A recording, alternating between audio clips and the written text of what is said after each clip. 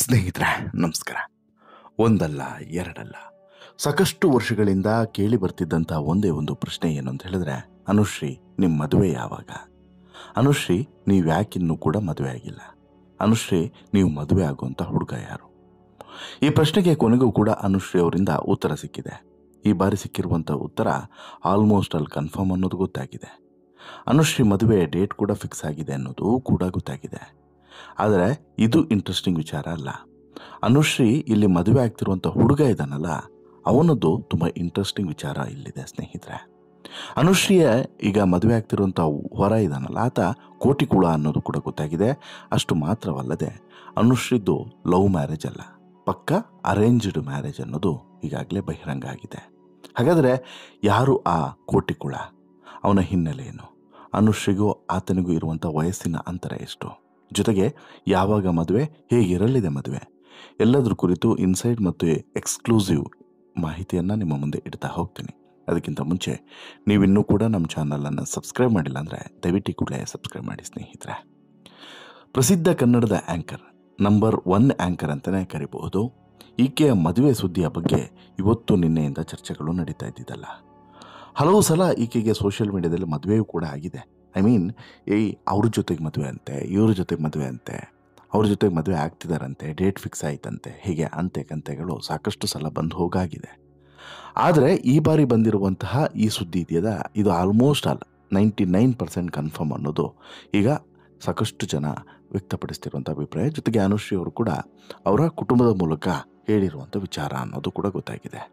ಹೌದು, ಈಗಾಗಲೇ ಒಬ್ಬರನ್ನ ಮದುವೆ ಆಗೋದಕ್ಕೆ ಅನುಶ್ರೀ ಸಿದ್ಧತೆಯನ್ನು ಮಾಡ್ಕೊಂಡಿದ್ದಾರೆ. ಅದಕ್ಕೆ ಡೇಟ್ ಕೂಡ ಫಿಕ್ಸ್ ಆಗಿದೆ ಅನ್ನುವಂಥ ವಿಚಾರ ಈಗ ಬಂದಿದೆ. ಈ ಮೂಲಕ ಇಷ್ಟು ಸಮಯ ಯಾವಾಗಮ್ಮ ನಿಮ್ಮ ಮದುವೆ ಅಂತ ಹೇಳ್ಬಿಟ್ಟು ಅನುಶ್ರೀಗೆ ಏನೆಲ್ಲ ಕೇಳ್ತಿದ್ರೋ ಅವ್ರನ್ನೆಲ್ಲ ಮದುವೆಗೆ ಕರೆಯುವಂಥ ಸಮಯ ಹತ್ತಿರ ಬಂದಿದೆ.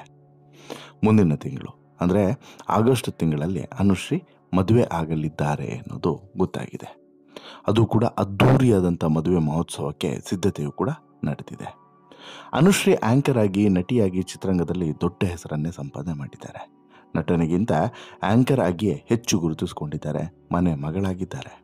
ಅದು ಎಂಥದ್ದೇ ಕಾರ್ಯಕ್ರಮ ಇರಲಿ, ಮನೋರಂಜನಾ ಕಾರ್ಯಕ್ರಮ ಇರಲಿ, ಅಥವಾ ಟಿ ವಿಯಲ್ಲಿ ಬರುವಂಥ ರಿಯಾಲಿಟಿ ಶೋನ ಹೋಸ್ಟಿಂಗ್ ಆಗಿರ್ಬೋದು, ಅಥವಾ ಈ ಸಿನಿಮಾ ಕಾರ್ಯಕ್ರಮದ ವೇದಿಕೆ ಕಾರ್ಯಕ್ರಮಗಳಾಗಿರ್ಬೋದು, ಅಥವಾ ಸಾರ್ವಜನಿಕ ಕಾರ್ಯಕ್ರಮಗಳು, ಸರ್ಕಾರಿ ಕಾರ್ಯಕ್ರಮ ಯಾವುದೇ ಆಗಿರಲಿ, ವೇದಿಕೆ ಹತ್ತಿ ಮೈಕನ್ನು ಹಿಡ್ಕೊಂಡ್ರೆ ನಿರರ್ಗಳವಾಗಿ ಗಂಟೆಗಟ್ಟಲೆ ಮಾತಾಡೋದ್ರಲ್ಲಿ ಅನುಶ್ರೀ ಪಂಟರ್. ಅದ್ರ ಜೊತೆಗೆ ಈಗ ಅನುಶ್ರೀಯ ಯೂಟ್ಯೂಬ್ ಚಾನಲ್ ಕೂಡ ಭಾರಿ ಪಾಪ್ಯುಲರ್ ಆಗಿದೆ. ಸಾಕಷ್ಟು ಸೆಲೆಬ್ರಿಟೀಸ್ಗಳ ಇಂಟರ್ವ್ಯೂವನ್ನು ಮಾಡ್ತಾ ತನ್ನದೇ ಆದಂತಹ ಹೊಸ ಪ್ರಪಂಚವನ್ನು ಸೃಷ್ಟಿಸಿರುವಂತಹ ಅನುಶ್ರೀ ಒಂದು ರೀತಿಯಲ್ಲಿ ಒಂಟಿ ಹುಲಿ ಅಂತಲೂ ಕೂಡ ಹೇಳ್ಬೋದು. ಕಾರಣ ಏನು ಅಂತ ಹೇಳಿದ್ರೆ, ಈಕೆ ಎಲ್ಲ ಕಷ್ಟವನ್ನು ಕೂಡ ಒಂಟಿಯಾಗಿ ಎದುರಿಸ್ತಾಕೆ. ಅಮ್ಮನ ಸಪೋರ್ಟ್, ತಮ್ಮನ ಬೆಂಬಲ 100% ಇದೆ. ಆದರೆ ತಂದೆ ಅನ್ನುವಂತಹ ವ್ಯಕ್ತಿಯ ಬೆಂಬಲವೇ ಈಕೆಗೆ ಸಿಗಲಿಲ್ಲ. ಒಂದು ರೀತಿಯಲ್ಲಿ ತಂದೆ ಈಕೆಯನ್ನು ಬಿಟ್ಟು ಹೋಗಿದ್ದು ಅಂತಲೇ ಹೇಳ್ಬೋದು. ಬಿಟ್ಟು ಹೋದಂಥ ತಂದೆ ಹೇಗಿದೆಯಾ ಮಗಳೇ ಅಂತ ಹೇಳಿಬಿಟ್ಟು ಇವತ್ತಿಗೂ ಕೂಡ ಕೇಳಲಿಲ್ಲ. ಮಧ್ಯದಲ್ಲಿ ಒಂದು ಸಲ ವಿವಾದ ಇದ್ದಿತ್ತು, ಅದಾದ ಬಳಿಕ ಅದು ಅಲ್ಲಿಗೆ ತಣ್ಣಗಾಯಿತು. ಅದು ಬಿಟ್ಟರೆ ಇವತ್ತಿನವರೆಗೂ ಕೂಡ ಅನುಶ್ರೀ ಇಷ್ಟೆಲ್ಲ ಆಸ್ತಿ ಪಾಸ್ತಿ ಸಂಪಾದನೆ ಮಾಡಿರಬಹುದು, ಮತ್ತು ಇವತ್ತಿಗೆ ಮನೆ, ಕಾರು ಎಲ್ಲವನ್ನೂ ಕೂಡ ಆಕೆ ಖರೀದಿ ಮಾಡಿ ಇಟ್ಕೊಂಡಿರ್ಬೋದು. ಆದರೆ ಅದೆಲ್ಲವೂ ಕೂಡ ಆಗಿರೋದು ಯಾರಿಂದ? ಈಕೆಯ ಎಫರ್ಟ್ನಿಂದ.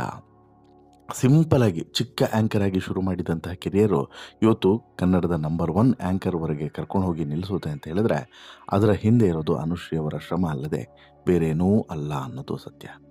ಹೀಗೇನೆ ಈಗ ಅನುಶ್ರೀ ಅವರಿಗೆ ಒಂದೇ ಒಂದು ದೊಡ್ಡ ಚಾಲೆಂಜಸ್ ಇದ್ದಿದ್ದು ಮತ್ತು ಪ್ರಶ್ನೆ ಇದ್ದಿದ್ದು.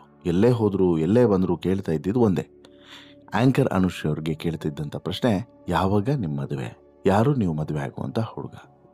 ಇದು ಇವತ್ತಿನಿಂದಲ್ಲ, ಹಳ್ಳಿಯಿಂದ ಹಿಡಿದು ದಿಲ್ಲಿ ತನಕ ಆ್ಯಂಕರ್ ಅನುಶ್ರೀ ಅವರ ಮದುವೆ ಬಗ್ಗೆ ದೊಡ್ಡ ಚರ್ಚೆ ನಡೀತಾನೆ ಇತ್ತು. ಪ್ರತಿಯೊಬ್ಬರು ಕೂಡ ಈ ಪ್ರಶ್ನೆಗೆ ಉತ್ತರವನ್ನು ಬಯಸ್ತಾ ಇದ್ರು. ಅನುಶ್ರೀ ಅವರ ಮದುವೆ ಬಗ್ಗೆ ಹಳ್ಳಿಯಿಂದ ದಿಲ್ಲಿವರೆಗೂ ಎಲ್ಲರೂ ಕೂಡ ಕೇಳ್ತಾ ಇದ್ದಂಥದ್ದು ಒಂದೇ ಪ್ರಶ್ನೆ, ಯಾವಾಗ ನಿಮ್ಮ ಮದುವೆ ಅಂತೇಳಿ. ಅದರಲ್ಲೂ ಕೂಡ ಆ್ಯಂಕರ್ ಅನುಶ್ರೀ ಅವರ ಅಭಿಮಾನಿಗಳು ಕೆಲವರು ದೇವರಿಗೆ ಹರಕೆಯನ್ನು ಕೂಡ ಹೊತ್ಕೊಂಡ್ರು, ಆದಷ್ಟು ಬೇಗ ಅನುಶ್ರೀ ಅವರಿಗೆ ಮದುವೆ ಆಗಲಿ ಅಂತೇಳಿ. ಇನ್ನು ಅವರ ತಾಯಿ ಕತೆ ಕೇಳಲೇಬೇಡಿ, ಹೋದಲ್ಲಿ ಬಂದಲ್ಲಿ ದೇವ್ರ ಹತ್ರ ಒಂದೇ ಕೇಳ್ತಾ ಇದ್ದಿದ್ದಂತೆ, ಮಗಳಿಗೊಂದು ಒಳ್ಳೆ ಹುಡುಗನ್ನ ಹುಡುಕಿ ಕೊಡಪ್ಪ ದೇವರೇ ಅಂತೇಳಿ.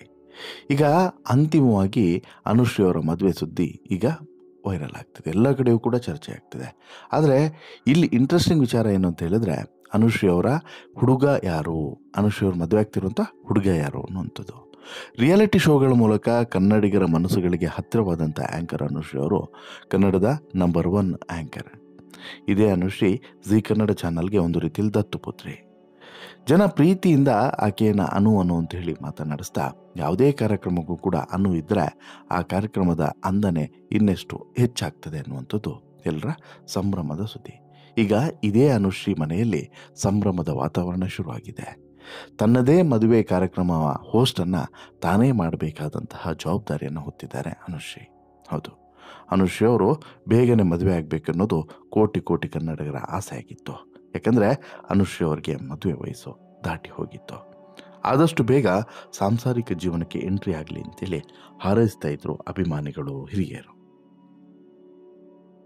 ಹೀಗಿರುವಾಗಲೇ ಒಬ್ಬ ಕೋಟಿಕುಳ ಉದ್ಯಮಿಯನ್ನು ಅನುಶ್ರೀ ಅವರು ಮದುವೆ ಆಗ್ತಿದ್ದಾರೆ ಅನ್ನುವಂಥ ಸುದ್ದಿ ವೈರಲ್ ಆಗಿದೆ.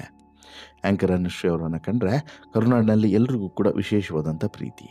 ಈ ಪ್ರೀತಿಯನ್ನು ಇನ್ನಷ್ಟು ಹೆಚ್ಚಿಸೋದಕ್ಕೆ ಒಬ್ಬನ ಆಗಮನ ಆಗಿದೆ. ಆತನೇ ಈ ಕೊಡಗು ಮೂಲದ ಉದ್ಯಮಿ ಜೊತೆಗೆ ಅನುಶ್ರೀ ಮದುವೆ ಆಗ್ತಿದ್ದಾರೆ ಅಲ್ವಾ, ಆ ಹುಡುಗ. ಹೌದು, ಇದು 100% ಗ್ಯಾರಂಟಿ ಸುದ್ದಿ ಅಂತಲೂ ಕೂಡ ಕೆಲವರು ಹೇಳ್ತಾರೆ.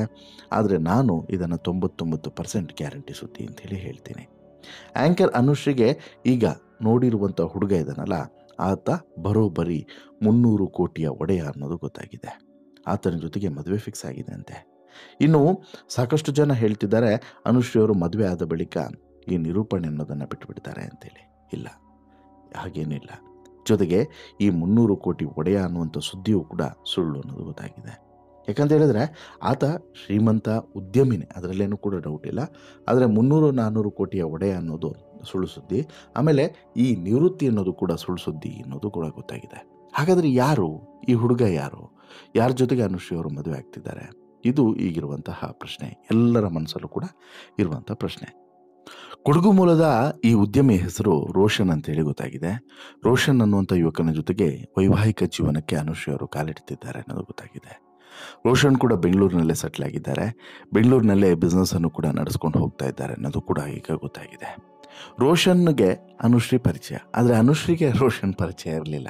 ಯಾಕಂತ ಹೇಳಿದ್ರೆ ಅನುಶ್ರೀ ಅಂತ ಹೇಳಿದ್ರೆ ಯಾರಿಗೆ ತಾನೇ ಗೊತ್ತಿಲ್ಲ ಹೇಳಿ. ಹಾಗಾಗಿ ಈ ಸಂಬಂಧ ಇದೆಯಲ್ಲ, ಇದು ಬಂದಿದ್ದು ಇವರ ಫ್ಯಾಮಿಲಿ ಕಡೆಯಿಂದ.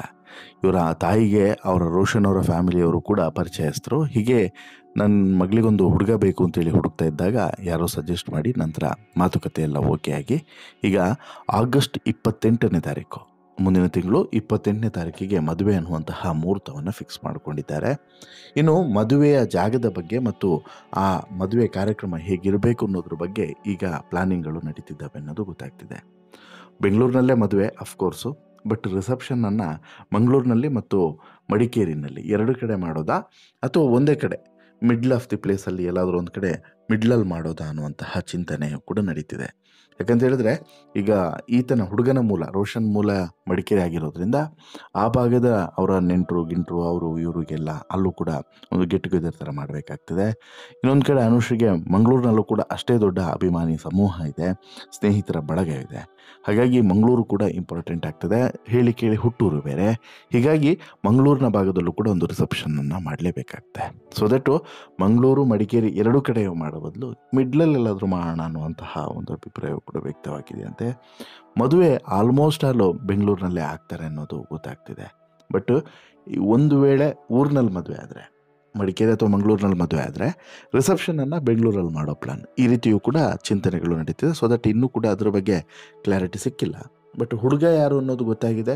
ಮದುವೆ ಆಲ್ಮೋಸ್ಟ್ ಆಲ್ ಕನ್ಫರ್ಮ್ ಆಗಿದೆ. ಜೊತೆಗೆ ಮದುವೆ ಡೇಟ್ ಕೂಡ ಫೈನಲ್ ಆಗಿದೆ.